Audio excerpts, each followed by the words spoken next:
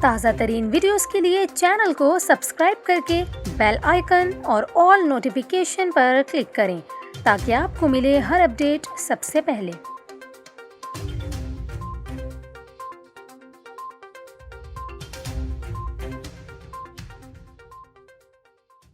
السلام علیکم، نیوز 24/7 اردو میں ہوں آپ کے ساتھ کومل خان۔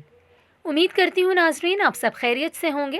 آج کی اس ویڈیو میں ہم آپ کو یہ بتائیں کہ پاکستان میں کورونا کے پازیٹیو کیسز کی شرح خطرناک حد تک بڑھتی جا رہی ہے اور ملک میں ایک روز میں 100 افراد کا جاں بحق ہونا بے انتہا تشویشناک ہے۔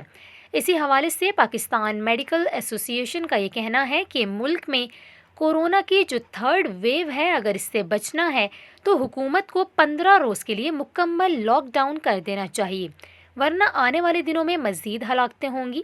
پاکستان میڈیکل ایسوسی ایشن پنجاب کے صدر پروفیسر ڈاکٹر اشرف نظامی کا یہ کہنا ہے کہ 15 روزہ مکمل لاک ڈاؤن کے علاوہ کوئی چارہ نہیں۔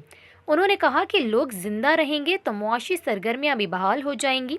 کورونا خوفناک حد تک پھیل رہا ہے، حکومت کو بڑھتے ہوئے مریضوں اور ہلاکتوں کا ادراک نہیں ہے۔